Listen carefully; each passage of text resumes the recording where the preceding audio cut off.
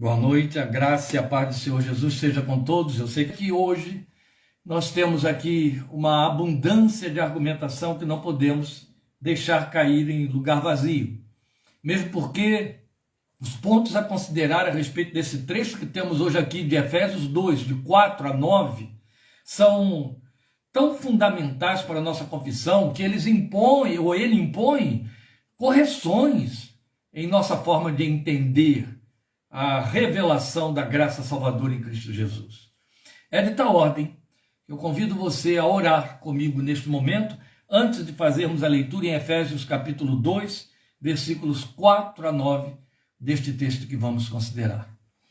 Bendito Deus e Pai, glória seja ao teu santo nome. Obrigado por este tempo que se renova de oportunidade de abordarmos a tua palavra, de nos instruirmos nela, de crescermos nela. E tu sabes que nossa esperança, desejo e busca de ti é que pelo teu Espírito nos leves a irmos além da mera letra, mas às profundezas de Deus, a revelação da tua graça, iluminados pelo teu Espírito, para entendermos as coisas que de tua parte nos são dadas saber. Por isso eu rogo que o teu Espírito esteja dissolvendo todo e qualquer entrave, filtro, impedimento, devaneio, distração mental, que possa atentar a cometer alguém durante a exposição deste texto, deste estudo de hoje, de maneira que ela flua a ministração, encontre lugar, nos ensine, nos edifique e provoque, produza em nossos corações um verdadeiro avivamento espiritual de adoradores que, gratos, reconhecidos, se dobrem diante de ti e te adorem pelo teu plano glorioso com que nos alcançaste por meio de Jesus. É nele que oramos a ti, colocando cada vida em tuas santas mãos e esperando na tua graça bendita para o louvor de tua glória. Amém, amém. Meus irmãos, eu estou chamando o trecho que nós vamos ler de As Maravilhas da Maravilhosa Graça. É uma redundância por conta do cântico célebre que a igreja da inologia moderna, no mundo inteiro, em várias línguas, canta, Maravilhosa Graça. E este texto não trata de outra coisa, trata das maravilhas da maravilhosa graça, que também recebe o título de graça rica, ou riqueza da graça de Deus, ou riqueza de Deus na sua graça. Portanto, vamos ler Efésios capítulo 2, de 4 a 9, e já entrarmos aí na nossa abordagem, porque precisamos fechar essa argumentação no versículo 9 hoje. E o texto que dá sequência ao que estivemos considerando semana passada, na abertura do capítulo 2, ou na continuidade do capítulo 2, na verdade, já abordamos o capítulo 2 por duas vezes aqui, não é? De 1 a 3. E agora a partir do versículo 4. Todavia Deus, mas Deus, conforme está nas versões mais antigas, todavia Deus, que é rico em misericórdia, pelo grande amor com que nos amou, deu-nos vida com Cristo, ou vivificou-nos com Cristo, quando ainda estávamos mortos em transgressões. E aqui ele põe um parênteses, pela graça vocês são salvos. Ele adianta o argumento que virá logo em seguida. Pela graça vocês são salvos. Deus nos ressuscitou com Cristo e com ele nos fez assentar nas regiões celestiais em Cristo Jesus, para mostrar nas eras que hão de vir a incomparável riqueza de sua graça, demonstrada em sua bondade para conosco em Cristo Jesus. Pois vocês são salvos pela graça, e aqui está o eixo, o versículo central da nossa confissão evangélica. Pois vocês são salvos pela graça, por meio da fé, ou mediante a fé. E isto não vem de vocês, é dom de Deus. Não por obras, para que ninguém se glorie. Este é o nosso texto e trecho. E esta é a nossa abordagem sobre as maravilhas da maravilhosa graça. Meu desejo é que você acompanhe passo a passo o que vai ser desdobrado aqui. Veja, você vai lembrar que estivemos considerando nas duas últimas semanas, em especial na última semana, o texto dos versículos 1 a 3, em que Paulo deixou claro, ele traz uma visão, a forma como Deus vê o homem no mundo, morto em suas ofensas e pecados, cadáver. E ele diz, nós éramos assim, nós estávamos assim, estávamos mortos. Procuramos definir, até usando argumentos de alguns outros estudiosos célebres, como reforço, o fato de que não há meio morto, não há uma neutralidade nisso aí, não há alguém que está saindo da morte para a vida de forma lenta, não. O homem que está em Cristo, o homem incrédulo, o homem que ainda não entrou na aliança do sangue do Cordeiro, está morto. Morto espiritualmente, morto para Deus e inerte e incapaz de produzir qualquer coisa que agrade a Deus, porque morto é morto, não reage ao que está à volta. Bem, nós vamos ainda bater isso um pouquinho mais, mas eu quero mostrar a você o fato de que o apóstolo veio trabalhando isso nesses 3 primeiros versículos, e aí ele nos apresenta um estado terrível, um estado deplorável, uma situação que precisa ter uma mudança radical, não é? Então, ele muda agora no versículo 4 o foco. Depois de dizer, a morte está morto, sem volta, sem jeito, não tem como viver por si mesmo. O morto não ressuscita a si próprio. Aí ele entra mudando o foco completamente. Ele tira a visão dos mortos, ou do homem na sua queda, a visão do homem para focar em Deus. A visão de Deus é quando ele entra com, mas Deus, todavia Deus. Então é lindo como a argumentação se transforma, mudando radicalmente o foco do homem para Deus. É isso que o verso 4 faz. Todavia Deus, que é rico em misericórdia pelo grande amor com que nos amou, vivificou-nos, deu-nos vida, é o que o versículo 5 diz. Então a situação do homem perdido estava estabelecida desde a queda do Éden. Você vai lembrar disso. Não é? Algo precisava ser feito. Alguém teria de fazer algo. É aí que entra o mas Deus. O foco volta para Deus. Há quem faça, há quem fez. Deus fez. Só ele podia fazer. Mas Deus, todavia Deus, diz o apóstolo. Mudando tudo, então, ele entra com essa expressão. Mas Deus. E muda para Deus o foco da visão. Então a morte está nos homens, mas Deus está vivo. Em misericórdia, amor e bondade. Bondade ele vai apresentar no versículo 7. Deus está vivo em misericórdia, amor e bondade para conosco. Tudo foi feito por ele. Tudo foi feito por ele. Ora, já estivemos verificando isso ao longo do tempo no capítulo 1. Como todo plano procede de Deus e volta para Deus, sendo a nosso favor. Tudo feito por ele, e esse tudo recebe um nome. Esse tudo feito recebe uma definição sagrada, se chama graça, esse é o nome. Ela abarca tudo isso. A misericórdia, o amor e a bondade de Deus para conosco. E funciona assim.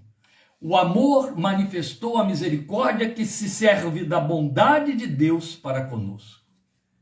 Amor, misericórdia e bondade são os 3 vieses da graça. A graça operou isso. A graça fez com que o amor manifestasse a misericórdia que se serviu da bondade de Deus para conosco. Isso é a graça. Vejam bem. Não podemos confundir isso aqui. É importante o reforço deste ponto. Estávamos inertes, estávamos sem vida, não estávamos adormecidos, estávamos mortos. Esta é a condição do homem que está ali do lado de fora. Do homem que não quer contato com o evangelho, não quer confessar a fé cristã. O homem que não quer nada com a cruz, que arranja 1000 evasivas religiosas e adaptações e bengalas religiosas para não ser confrontado com a cruz, para não ir para a cruz. Ele está morto. Esta era a nossa situação. Então estávamos sem vida. Aí o texto diz que a graça nos deu vida, nos vivificou, porque é a graça e em riqueza. Ela nos deu vida, exatamente como os milagres de Jesus figuraram para nós antes da sua própria ressurreição. Lázaro estava absolutamente morto, 4 dias sepultado, em decomposição. A diferença entre Lázaro e a filha de Jairo, a diferença entre Lázaro, a filha de Jairo, e o filho da viúva da cidade de Naim, é que Lázaro estava num estado de decomposição mais avançado do que o filho da viúva de Naim, e do que a filha de Jairo, que havia acabado de falecer. Mas os 3 estavam mortos. A única forma, a única condição para mudar aquela situação de morto era a palavra de poder que os trouxesse de volta à vida. Então a palavra de poder traz Lázaro de volta à vida desde a sepultura. Volta para a vida. A palavra de poder, o espírito de vida no Filho de Deus, ressuscita a filha de Jairo e ela se levanta para comer. A palavra de poder, o espírito de vida no Filho de Deus, levantou do caixão o filho único daquela mulher enviuvada. E aí nós temos então já a representação do que Deus fez conosco em termos espirituais. Mortos, sem condições de reagirmos por nós mesmos. É isso que a Bíblia está nos ensinando em Efésios 2, de 1 a 3. Uma vez mortos em delitos e pecados, estamos mortos. Não há nada que da nossa parte possa acontecer. O máximo que pode vir a acontecer com quem está morto é se decompor. Com isso, nós estamos reforçando os argumentos das semanas anteriores para mostrar, meus irmãos, que a imagem de que Paulo se serviu, a metáfora de que ele se serviu é forte para definir a visão que Deus tem do homem no mundo. Ele está morto. Então nós temos a primeira referência da graça, nos versículos 4, a primeira parte do versículo 5. A graça nos trouxe o amor de Deus. Veja, todavia Deus, que é rico em misericórdia, pelo grande amor com que nos amou, deu-nos vida com Cristo. Quando ainda estávamos mortos em transgressões.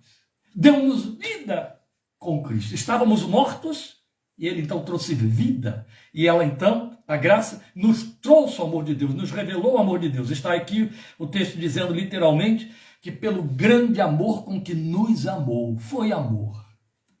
O que moveu Deus a contemplar os filhos de Adão mortos nos seus pecados e trazer-lhes vida em Cristo Jesus foi amor. A ira de Deus cai sobre os filhos do pecado, sobre os filhos de Adão, por conta da sua justiça, mas o amor de Deus continua atuando e pelo amor de Deus ele vem em nosso socorro para mudar o quadro que estava definido como de morte e morte eterna. Então, literalmente significando que nos deu vida. Esse amor significa isso. E esta vida em Cristo. A vida de Cristo. Este é outro ponto que precisa ser salientado aqui. Quando a Bíblia diz que ele nos deu vida, está nos dizendo que nos deu a vida de Cristo. Vamos lembrar, meus irmãos, nós temos duas palavras gregas muito próprias que só tem uma tradução na nossa língua. Vida traduz as palavras bios, de onde biologia e tudo mais que você conhece ligado ao bio, não é? E zoe, que as nossas versões, para poder definir e fazer diferença entre vida bios, coloca como vida eterna. A vida que Jesus nos trouxe não é a vida bios.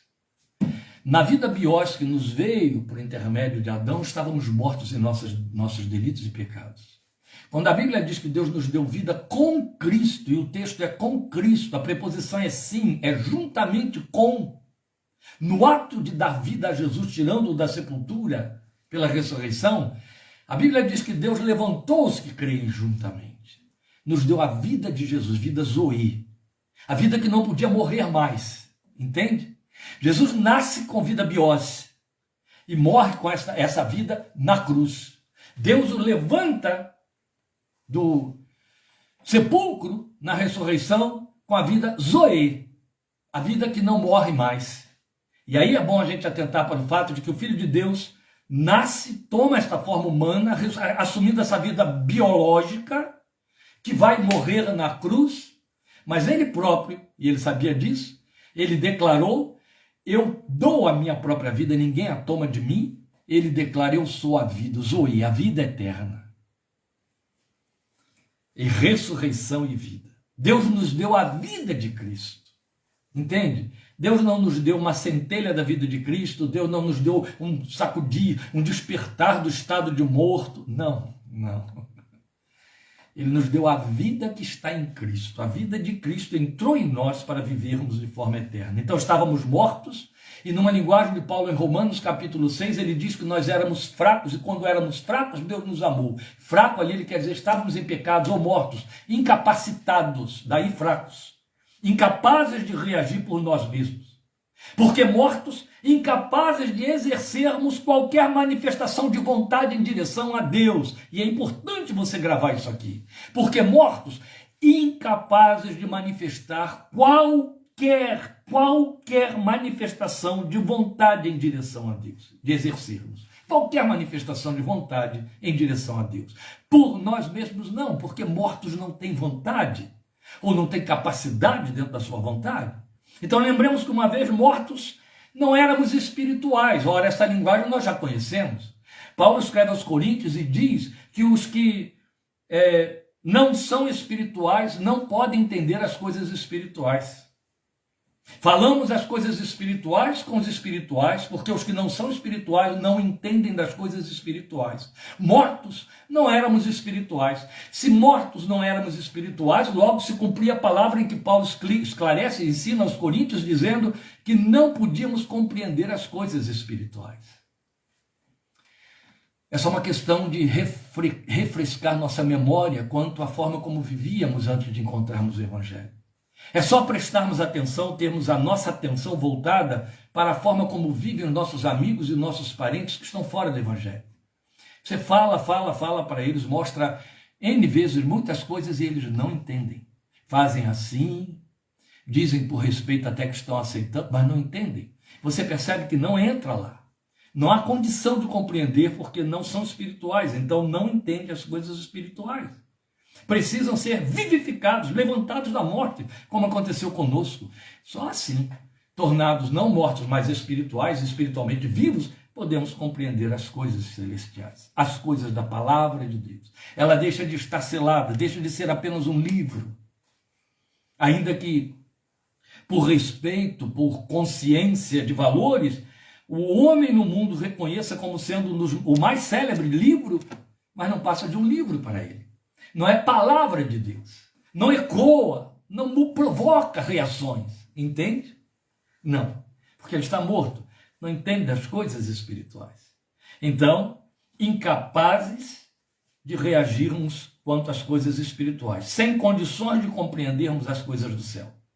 Algo teria de ser feito em nós, a nosso favor, para mudar isso aí. É onde a graça tem a sua expressão maior. Porque vai apontar para a soberania de Deus, porque algo de fora teria que acontecer conosco para nos dar vida. Foi isto que Deus fez. E quem fez este algo de fora foi Deus. A graça produziu isto, isso é amor. Então foi uma ação de amor, por amar, exatamente como diz João 3,16. Porque Deus amou o mundo, bota seu nome ali no lugar de mundo. Porque Deus amou Kleber, porque Deus amou Célia, porque Deus amou Nélia, porque Deus amou Lília, porque Deus amou Rosana, porque Deus amou Luiz, Edivaldo, José. Deu o seu único filho, para que ele ou ela, quando nele crer, não pereça, mas tenha vida eterna. João 3,16.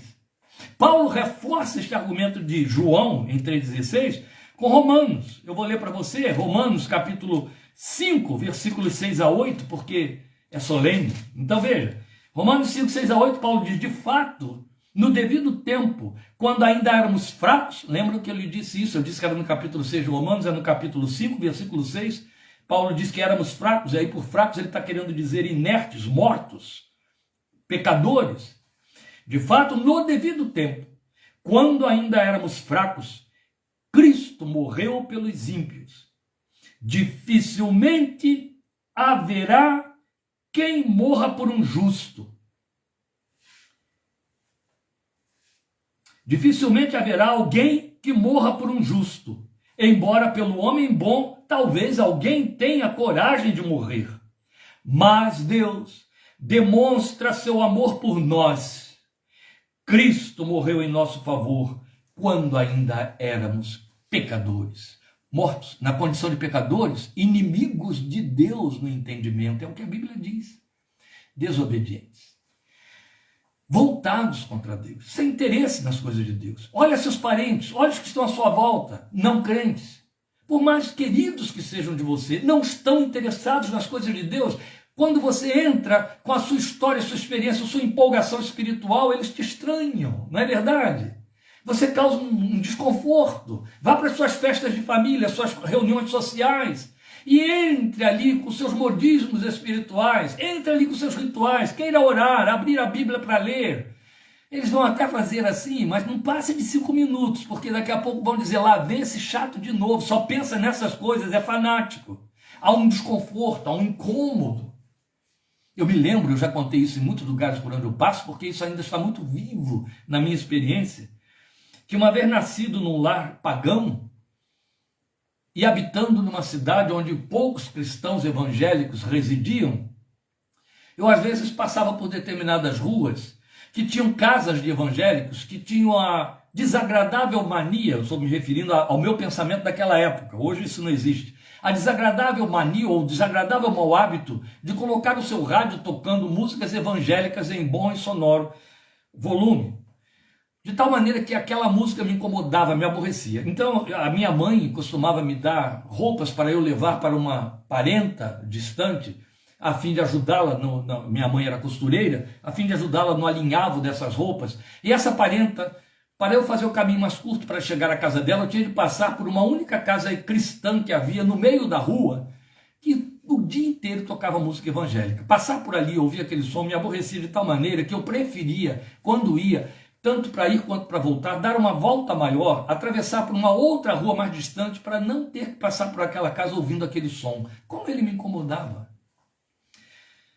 Me converti alguns anos depois, você sabe, ainda criança com 16 anos. E aos 17 anos, fui morar logo de imediato numa nova casa construída pelo meu pai, que ficava exatamente abaixo, 2 ruas abaixo de uma igreja Assembleia de Deus, que então ficava num ponto mais elevado, 2 ruas acima, mas bem na direção da minha casa, com seu alto-falante, sua buzina, voltada na direção da minha casa. E todos os dias de reunião, e os assembleanos costumavam ter reunião todos os dias, quase no horário da reunião, eles ligavam lá o alto-falante, a buzina, tocando os hinos evangélicos, botavam lá os LPs com os hinos evangélicos, que eu a essa altura já conhecia bastante. Eram aquelas mesmas canções que eu ouvia quando antes, não sendo crente, tentava me desviar da casa dos crentes para não ter que ouvir. Agora eu me deleitava, eu cantava junto, era o som do céu, fazia bem a minha alma, entende? Era ouvir daquelas coisas que agora tinham todo sentido para mim, tinham eco dentro de mim, falavam da minha esperança, cantavam a glória do céu e me levavam junto. Como era diferente, como mudou tudo, e como mudou, não é? Veja, mas Deus, por causa do seu amor para conosco, nos deu vida em Cristo. Deus fez isto, Cristo morreu por nós. Quem fez? Foi Deus. Quem morreu? Foi Cristo. Cristo morreu por nós, obra de Deus, enquanto nós ainda éramos pecadores. Qual a nossa parte neste plano?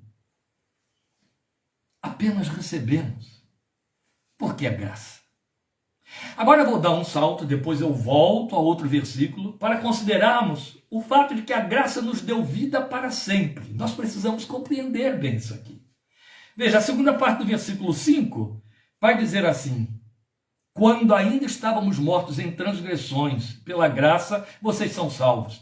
É claro que para poder entender a segunda parte temos que voltar à primeira. Deu-nos vida, ou nos vivificou em Cristo ou com Cristo, quando ainda estávamos mortos em transgressões. É evidente, se eu já estivesse vivo, ele não precisava me dar vida, mas eu estava morto.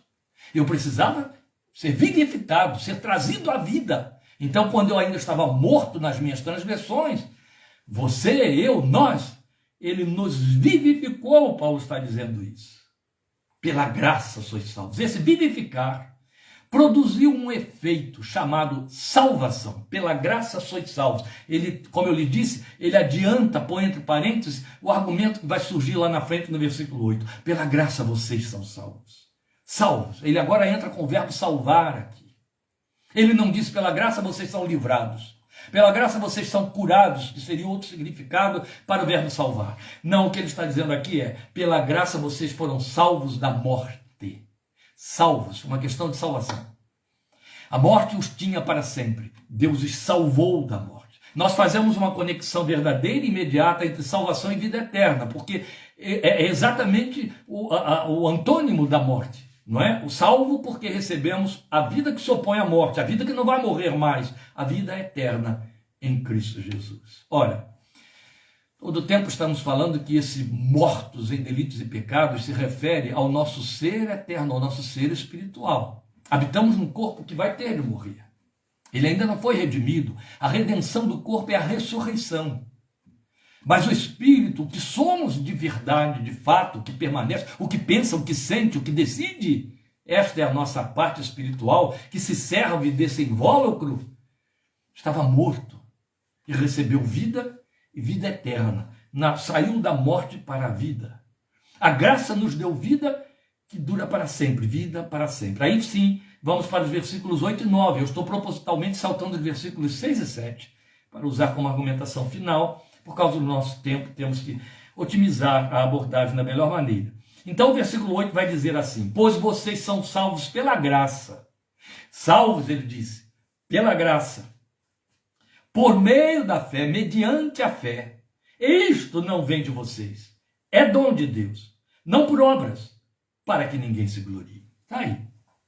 Então somos apresentados ao superlativo da operação da graça. É dom de Deus. Como dissemos no início, é um dos 5 pilares fundamentais da reforma protestante, sola gratia. Está aí.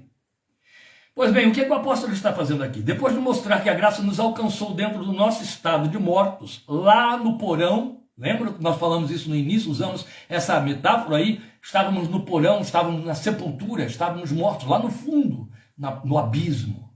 E aí seria a palavra melhor a ser empregada, estávamos no abismo, lá no porão. Então nos alcançou lá dentro.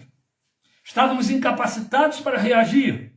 O apóstolo então reitera que a graça é obra de Deus a nosso favor e nunca uma obra nossa a favor de Deus. Ele fala isso no versículo 8, ele reforça no versículo 9. Prestem atenção. A graça é uma obra de Deus a nosso favor. A graça não se traduz em hipótese alguma, nem dá espaço para isso a uma obra nossa a favor de Deus. Não há obra alguma nossa a favor de Deus que justifique a graça, que atrai a graça, que faça a graça acontecer. A graça é ação exclusivamente divina.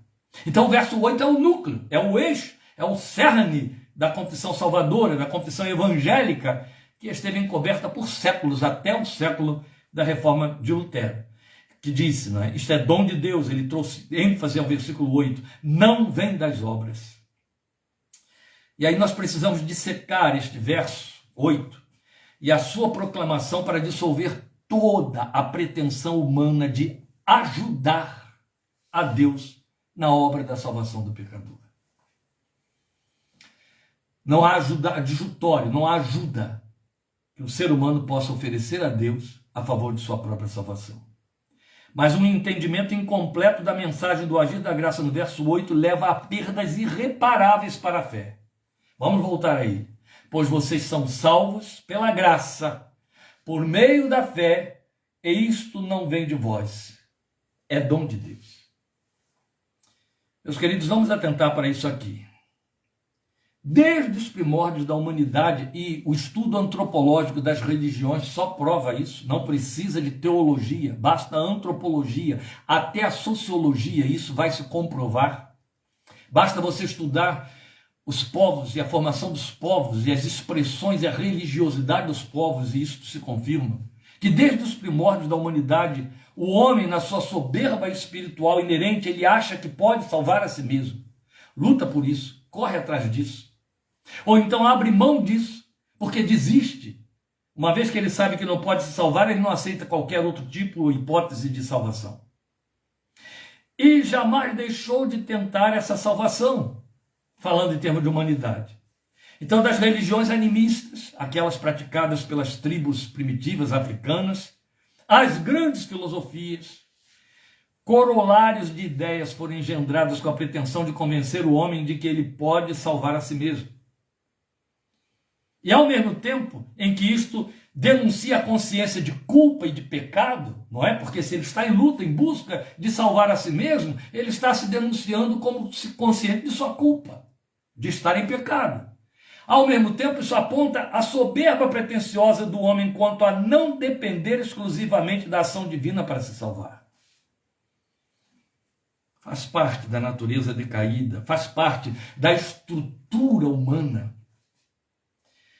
Querer ter controle sobre todas as coisas, isso inclui Deus. Qualquer ação da parte de Deus, daí a soberania de Deus causar muito desconforto, até em crentes.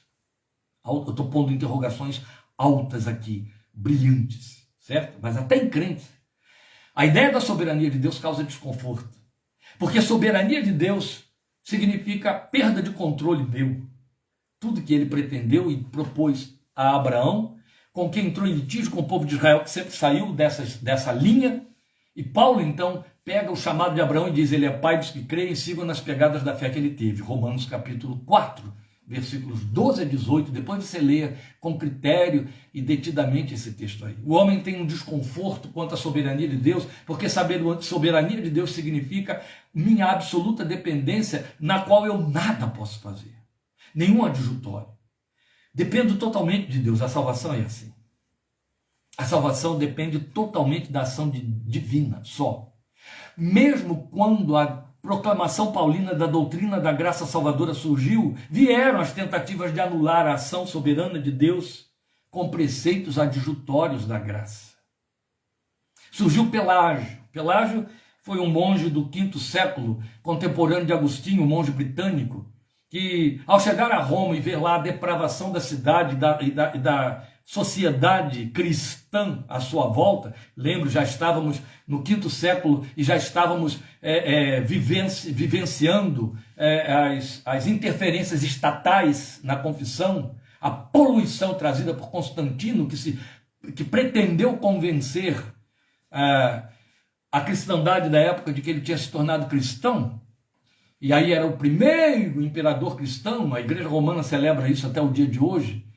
Pelágio, ao chegar naquela cidade e ver tanta depravação, ele começou a dizer, olha, vocês estão muito equivocados quando acham que Deus vai salvar vocês aí nesse estado em que vocês estão. Não. É bom que vocês saibam que vocês só estão perdidos porque querem, porque vocês podem reagir contra essa perdição. E aí criou uma doutrina que encontrou um tremendo embate da parte de Agostinho, e Agostinho, então, ferrenhamente lutou contra a doutrina de Pelágio, e Pelágio foi condenado em 2 grandes concílios, ainda quando ele estava vivo, considerado herege, a sua doutrina herética. Porque Pelágio decidiu que o homem tinha capacidade e vontade de produzir algo bom para a fé por si mesmo. Aí ele veio com isso negar a doutrina bíblica da natureza perversa e má dos filhos de Adão. Aliás, ele deixou claro que ninguém herdou o pecado de Adão, contrariando toda a proclamação das Escrituras, em especial o Novo Testamento.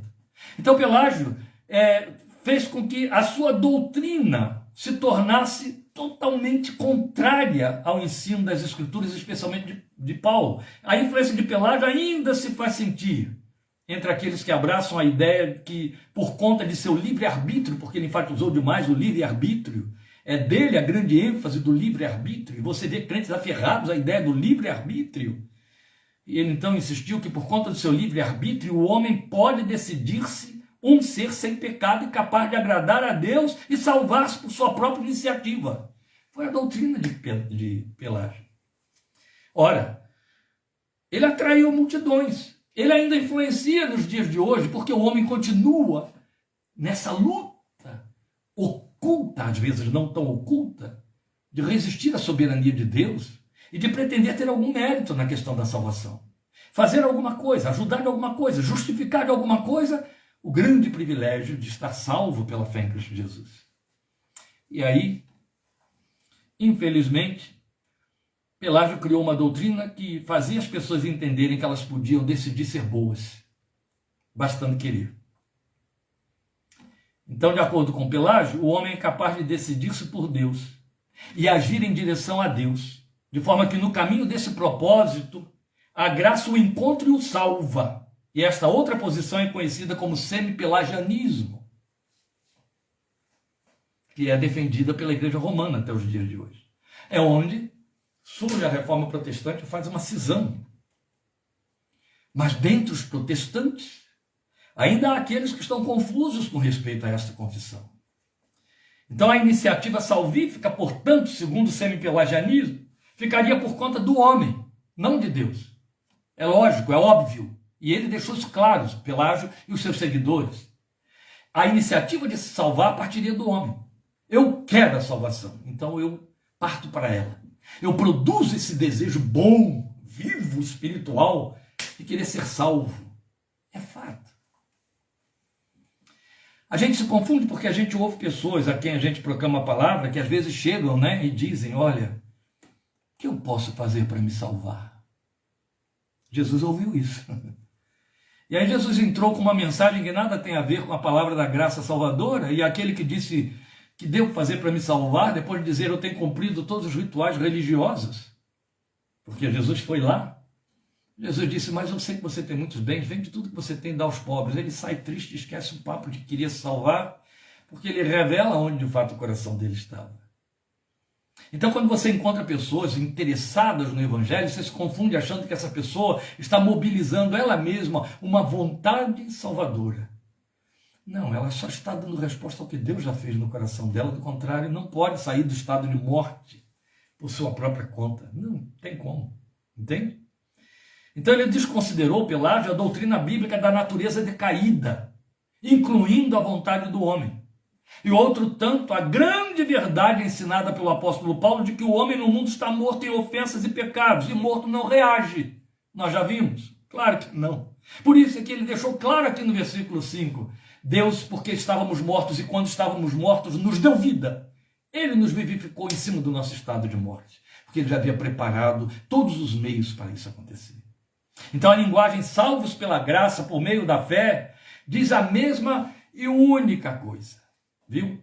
Mas vamos atentar aqui para algo que eu quero frisar aqui um pouquinho mais com você. Veja, mesmo crendo na graça salvadora, depois de Pelágio surgiram ainda aqueles, eles estão entre nós, que entenderam que o coração humano pode produzir um fenômeno espiritual e moral chamado fé que o leva em direção à graça.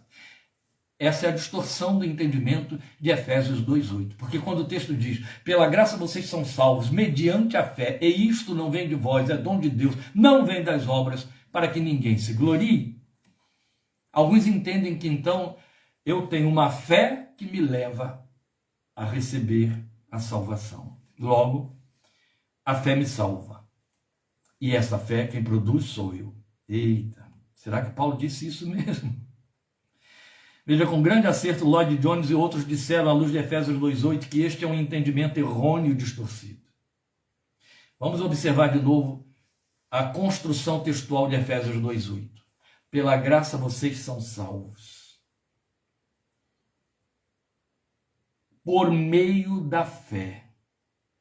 E isto não vem de vocês, é dom de Deus. E o versículo 8 se encerra aí. Depois é que o 9 faz um complemento, não por obras, para que ninguém se glorie. Quer dizer, ele está completando a fala do versículo 8.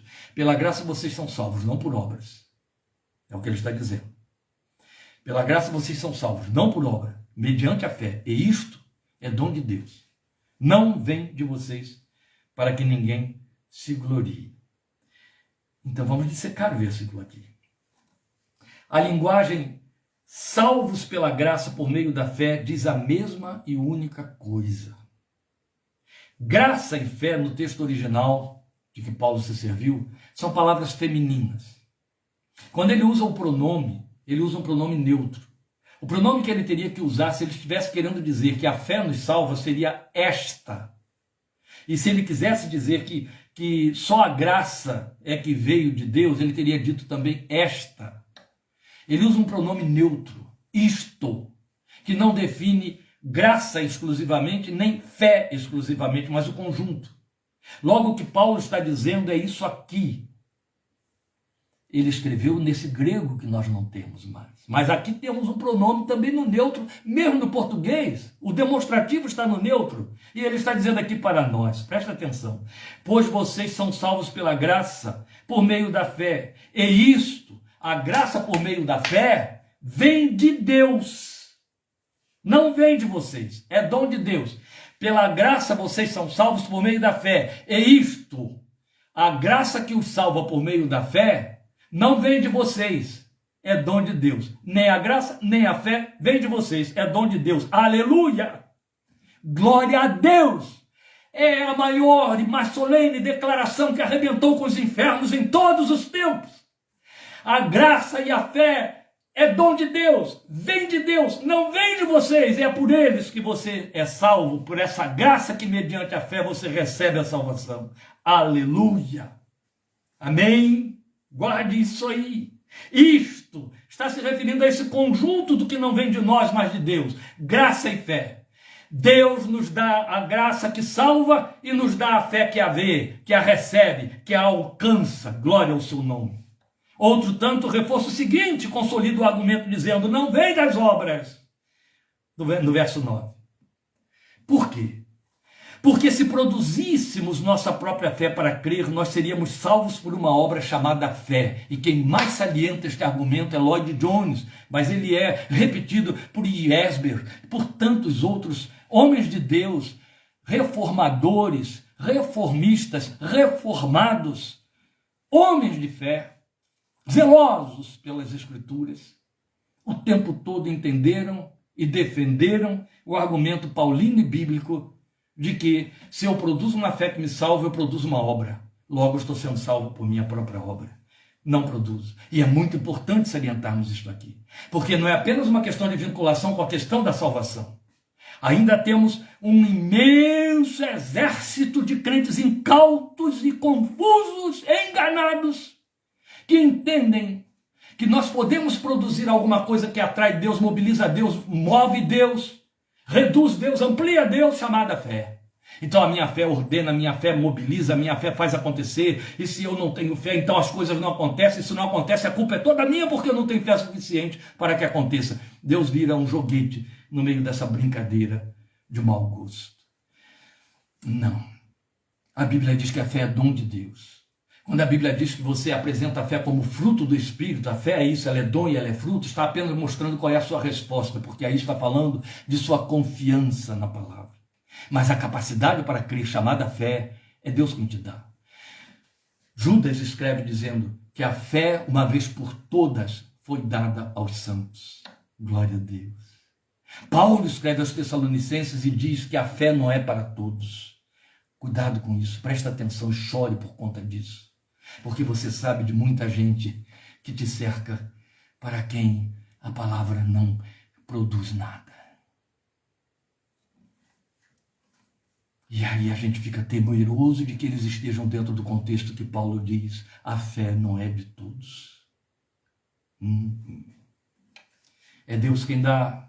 A fé que uma vez por todas foi dada aos santos. Aleluia. Glória a Deus. Não vem das obras. Se nós produzíssemos uma fé que nos salvasse, nós seríamos salvos por uma obra chamada fé. Tudo vem de Deus.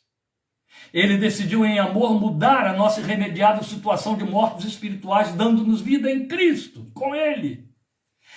Vida em Cristo e com Ele. E aí nos ofereceu a graça e a fé para que recebêssemos essa vida sem qualquer mérito nosso ou ação que nos favorecesse, como pretendia Pelágio. Então a obra da salvação do pecador depende total e exclusivamente da ação e da vontade de Deus. O homem perdido em seus pecados não tem vontade alguma boa e suficiente para levá-lo a decidir-se por Deus. Não tínhamos. Por isso a graça é graça. E é onde reside toda a segurança de nossa salvação eterna, glória a Deus, porque se Ele fez, Ele dá conta. Aleluia. Amém? Ao homem é oferecido o convite ao arrependimento por meio da pregação, de que se serve a graça objetivamente, a gente chama de graça objetiva. E quando esse homem crê, arrepende-se de sua condição miserável de pecador. Esse crer que resulta em arrependimento, e a própria Bíblia diz que a tristeza, segundo Deus, opera arrependimento, é Deus quem gera isso também, já é a ação da graça de Deus, operando subjetivamente. Lá dentro a gente chama de graça subjetiva. Esta é a razão porque somos convidados a confessar o nosso arrependimento. Se com a tua boca confessares a Jesus como Senhor e no teu coração creres, serás salvo. Paulo nos diz isso em Romanos 10:9. Glória a Deus. Em seguida, a graça nos é apresentada como aquela que nos exaltou sublimemente. É quando então a gente propositalmente volta aos versículos 6 e 7. Veja, Deus nos ressuscitou com Cristo e com Ele nos fez assentar nas regiões celestiais em Cristo Jesus, para mostrar nas eras que hão de vir a incomparável riqueza de sua graça, demonstrada em sua bondade para conosco em Cristo Jesus. Esses são os versículos 6 e 7. Eu tenho apenas 15 minutos para encerrar essa abordagem sem eu atropelar a 1 hora prometida.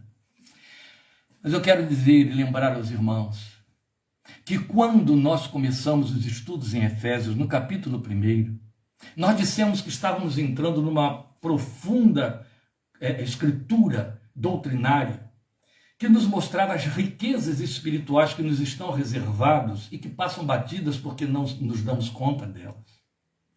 Aqui está essa riqueza, por causa da graça, muito bem delineada pelo apóstolo nos versículos 6 e 7.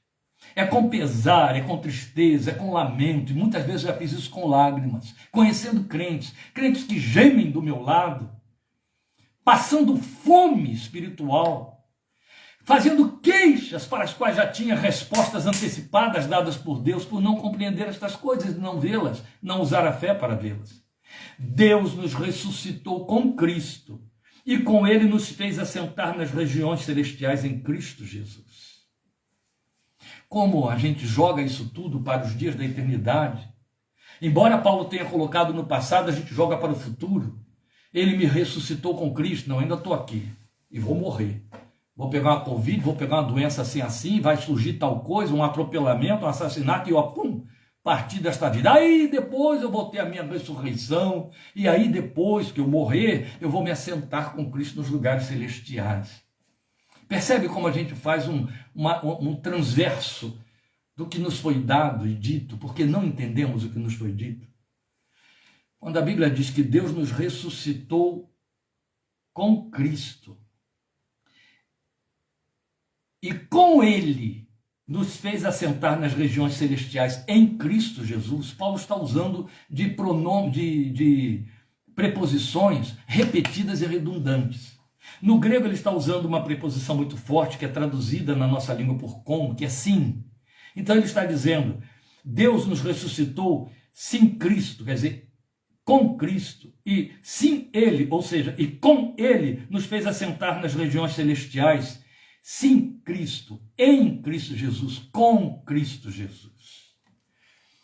Então ele está colocando no passado algo que nós não estamos vivendo no espírito, nós não estamos vivendo na carne, mas que podemos e devemos viver no espírito. É onde existe uma diferença abissal entre crente e crente, entre ovelha e ovelha. É onde você encontra crentes carnais ou mendigos na fé e crentes espirituais, adoradores, exaltando a Deus. Eu não estou me referindo a crentes cheios de estereótipos pentecostistas ou coisa semelhante. Não, eu estou falando de felicidade, de coração feliz, de coração abrigado, domado por paz e pelo descanso prometido pelo Filho de Deus. Corações triunfantes. Vamos lembrar Paulo escrevendo e dizendo, graças a Deus que em Cristo nos faz triunfar, que nos conduz em triunfo em Cristo. Ele está falando isso de dentro de uma prisão, meus amados. Paulo, de dentro de uma prisão, está dizendo, graças a Deus que em Cristo sempre nos conduz em triunfo. Paulo está escrevendo aos romanos e dizendo para os romanos que, ainda que atravessando pela espada, por fome, perseguição, nudez, somos mais do que vencedores em Cristo Jesus. Que linguagem paradoxal e contraditória é esta? É negacionismo? Não. Ele está falando de um triunfo que existe. Ele está falando de um mais que vencedores como um fato real. Ele não está falando de utopia, ele não está falando de esperança. Ele está falando de uma realidade espiritual que poucos percebem. Quando a Bíblia diz que você foi tornado vivo depois de estar morto, está dizendo que sua vida mudou. Algo foi plantado dentro de você que faz uma diferença abissal entre o que você é e o que era. Entre o que você era e agora tem de ser. Entre o que você é e aqueles que ainda não são. Seu coração tem que estar livre de medo, descansando que a vida de Deus está dentro de você. O que quer dizer isso? Ora, esta é uma linguagem profunda e eu quero ir passo a passo com ela para que você perceba isso aí. Veja, eu alterei então a abordagem de forma proposital por conta disso mesmo, indo agora para os versículos 6 e 7 que estão no meio da argumentação. Porque eles estão falando de nossa união com Cristo, com Cristo, em Cristo, com Cristo. União com Cristo não é eu sou aderente a Jesus, eu sou adepto de Jesus, eu concordo com as ideias de Cristo. Não, é uma união mística. Eu estou em Cristo e Deus me vê no seu Filho. E aí você vai entender isso agora, em nome de Jesus. Martin Lloyd-Jones, que eu cito muito, porque foi o grande pregador que faleceu em 1981, ele é contemporâneo da nossa geração. Ele costuma dizer que não se pode ser cristão sem uma união mística e factual com Cristo, que de fato procede dentro do plano de Deus. Porque Cristo, em sua oferta vicária, quer dizer, nos substituindo no nosso lugar, a nosso favor, nos substituiu de fato. E Deus nos imputou justiça por meio do sacrifício do seu Filho. Trocando em miúdos, ainda que minimizando algo tão excelente, vai entender isso assim. Por conta de termos pecado em Adão, estávamos sujeitos ao juízo de Deus, cuja santidade, cuja pureza moral não pode passar por cima do pecado. A justiça de Deus não pode ser conivente com o erro. Não pode deixar o erro impune, porque é agressivo a Deus. Tem a ver com sua moral, ele é o padrão da perfeição absoluta. Se Deus for conivente com o erro, se Deus der de ombro para o erro e para o pecado, ele está simplesmente abrindo um abismo do tamanho do inferno para o comportamento da humanidade. Então, porque o homem pecou debaixo de uma proibição e desobediência, ele disse, você vai morrer. E essa morte, então, ficou na natureza humana, na natureza de Adão, e passou para todo ser humano através de Adão. Adão se tornou cabeça de uma raça. E a gente chama de, e Lloyd-Jones usa muito essa expressão, de chefe federal. É uma federação, entende? Você se tornou herdeiro de Adão nos termos literais em que uma pessoa se torna herdeira. Preste atenção no que nós entendemos como herança nos dias de hoje. Uma criança nasce e os seus pais têm grandes empresas ou uma grande empresa e por conta da riqueza que essa empresa lhe traz, muitas propriedades. Essa criança nasce e tem apenas o privilégio de ser filho daquela família. Essa criança se torna adolescente, se torna jovem e na sua vida adulta perde esses pais que construíram esse grande patrimônio que ela herda. O que ela fez para conquistar todo aquele patrimônio e se tornar herdeira daquele patrimônio que a torna rica da noite para o dia? Nada, apenas nasceu filha daqueles pais e herdeira. E aí se tornou rica. De igual maneira, uma pessoa é filho de uma outra pessoa que tem dívidas homéricas com o fisco, com a sociedade e com os seus patrimônios, e morre. E essa pessoa, filha daquelas complicações, ainda tem que fazer inventário e vai herdar as dívidas. Pelo simples fato de ser herdeiro. Nós nascemos herdeiros de Adão, condenados a morrer com Adão e em Adão, a morte de Adão. Herdeiros da natureza de Adão, sem capacidade de produzir algo bom. Pelágio veio dizer, não, ninguém herdou o pecado de Adão. E Paulo diz, todos nós morremos em Adão. Todos nós herdamos o pecado de Adão. Nascemos como uma raça condenada. Somos filhos do pecado, ou seja, pecadores por natureza, porque nascemos pecadores. Isso faz parte das nossas etnias até entre nós mesmos. A ciência psicanalítica, ela desenvolveu o conceito por observação de sermos herdeiros de memórias neuronais. Ela prova isso. E não é só. Você sabe muito bem que o ser humano traduz a alma num filho. A gente chama de replicação. O que acontece na replicação? A criança tem gestuais que estão inscritos no seu DNA. A criança tem inclinações que estão escritas no seu DNA. A gente vê a replicação, não é apenas a aparência. Não é apenas porque, olhando num certo ângulo, percebe que ali tem um tio, ali tem um avô, ali tem um primo. Não! É em gestos, é em atitudes, é em aptidões. Ela herda isso, é a alma que ela herda. Herdamos isso em Adão. Adão é o cabeça da raça, Adão é o pai da raça humana que morreu nele, foi condenado a morrer nele. Deus extermina na cruz a raça de Adão. Deus determina que na cruz os filhos de Adão têm que morrer com Cristo. Esta é a razão porque Jesus encarna. Jesus não nasce de Adão. Jesus nasce santo e perfeito porque ele já era filho antes de encarnar. Encarna no ventre de Maria e traz sobre si a herança adâmica para matá-la na cruz, para que ela morra na cruz, porque na cruz a raça de Adão em Cristo receberia o juízo para satisfazer a santidade de Deus. Aquele decreto de Deus, certamente morrerás, vai cair sobre Jesus na cruz. Aquele que não conheceu o pecado, ele o fez pecado por nós.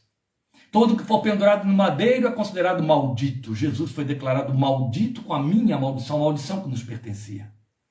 A ira de Deus cai sobre ele na cruz, como a ira que tinha de cair sobre toda a humanidade que ele estava representando no lugar de Adão. Esta é a razão, porque Paulo, escrevendo 1 Coríntios capítulo 15, dá a Jesus 2 títulos.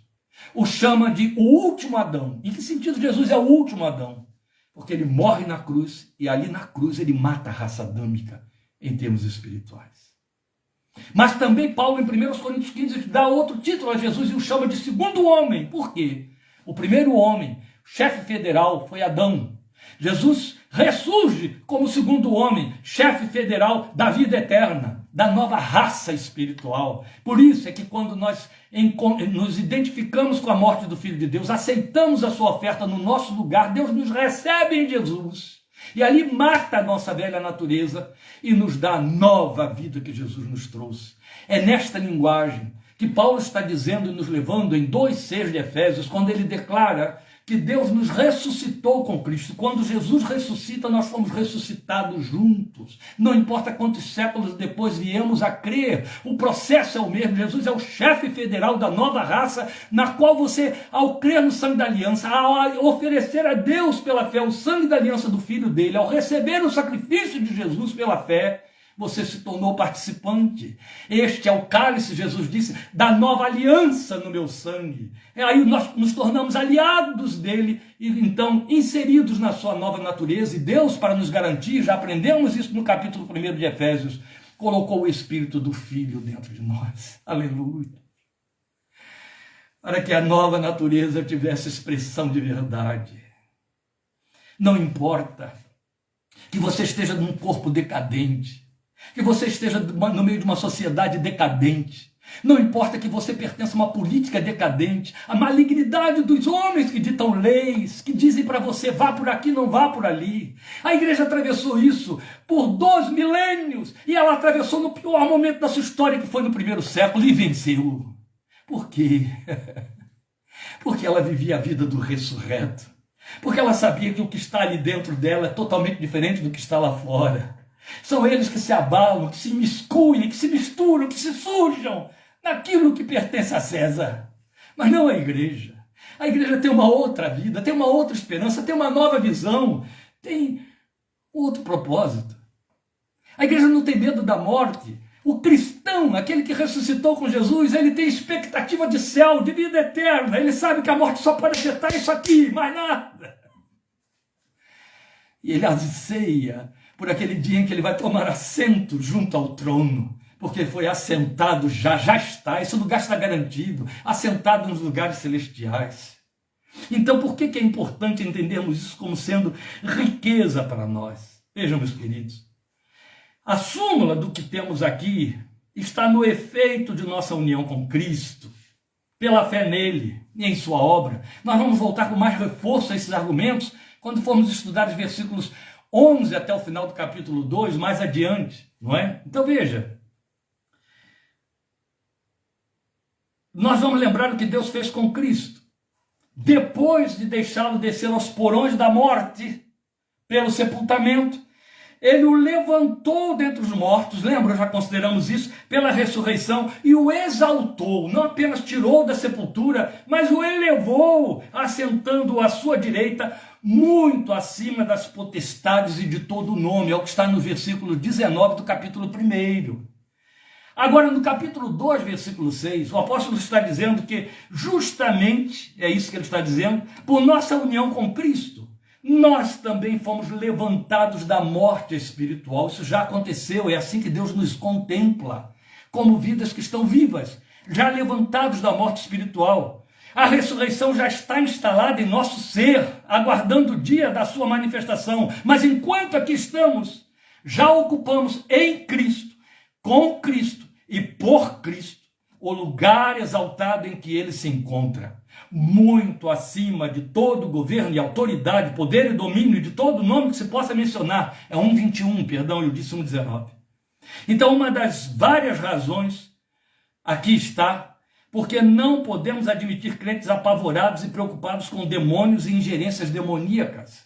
O lugar espiritual que nós ocupamos, e os demônios sabem disso, e Deus declarou isso, é muito acima de todas as potestades. O fato do diabo ser tentador não quer dizer que ele tem poder sobre você. Não, a Bíblia é clara quando diz que você recebeu autoridade contra ele e sobre ele, em Cristo, por sua união com Cristo.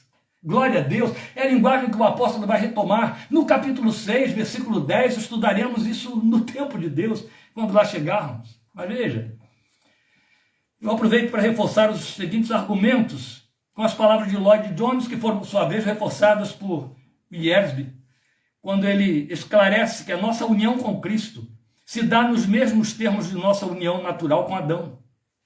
Então eu vou reforçar, como eu disse, o que eu já citei aqui. Todos nascemos de Adão, herdeiros de sua natureza decaída e condenada.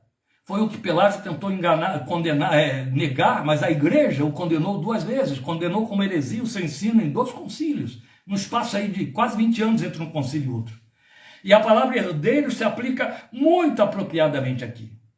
Veja, Deus resolveu esse problema, estabelecendo na cruz, em Jesus, o fim da raça adâmica. Foi o que acabei de dizer aqui. Aí, observe o detalhe.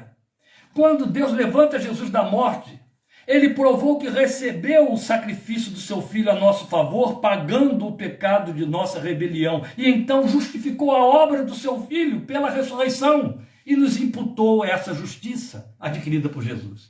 Na ressurreição, Jesus se levanta como esse segundo homem, o novo cabeça de uma raça espiritual que nasce nele pela fé, chamado novo nascimento, que Jesus ensinou e pregou para Nicodemos, João capítulo 3, versículos 5 e 7, lembre muito bem disso.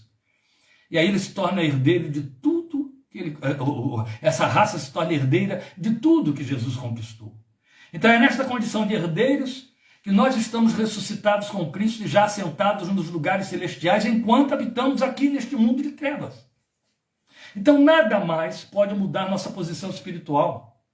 Ela está assegurada em Cristo e com Ele, e em nossa herança com Ele foi Deus quem fez. Então nada, nem ninguém pode mudar isso aí. Glória ao seu nome. Então Lloyd Jones, na citação referida, ele diz assim, eu vou ler para você e com que estaremos encerrando. Adão foi constituído e considerado por Deus como o chefe e o representante da raça humana. Ele foi o chefe federal, o representante federal, o cabeça pactual. Deus fez uma aliança com Adão, fez um acordo com ele, fez certas declarações a ele quanto ao que ele pretendia fazer e assim por diante. Pois bem, esse é o primeiro sentido em que é ensinada esta doutrina da união. E portanto o que se diz acerca do Senhor Jesus Cristo é que ele é nosso chefe federal, nosso representante, e então em nossa aliança com ele, nossa união com ele, nós fomos levantados juntos, ressuscitados juntos, nós gozamos os privilégios da sua exaltação. É a herança.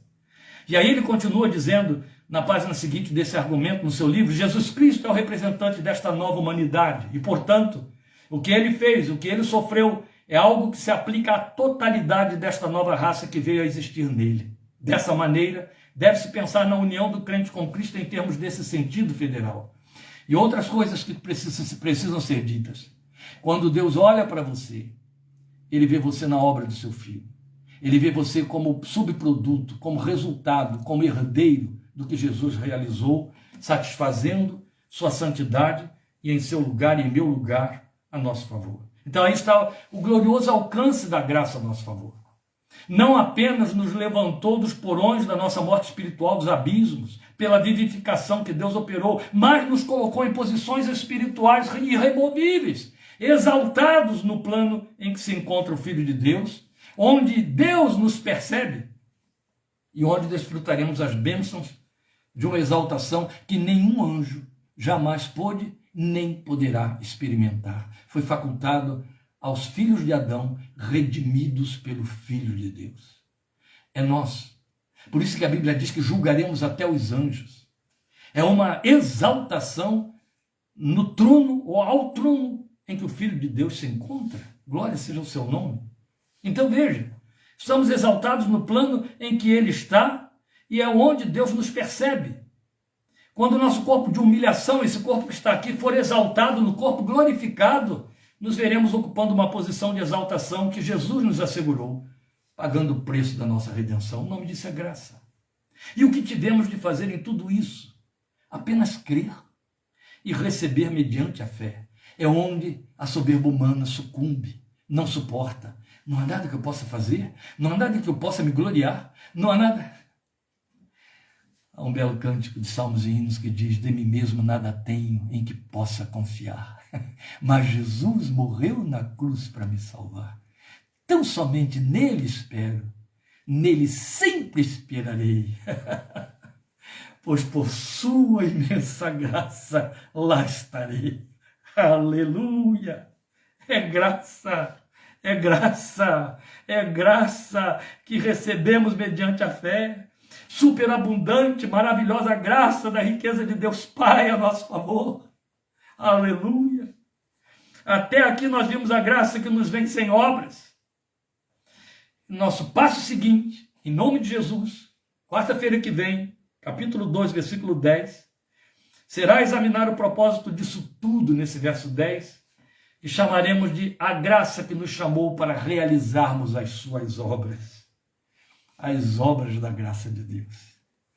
Deus te abençoe, que você o exalte, que você agradeça, que você ore e diga: meu Deus, faz-me sentir a nova vida que está instalada em mim. Dá-me consciência, não deixe que este mundo ponha lentes distorcidas nos meus olhos, me fazendo ver pela sua ótica o que está degradado.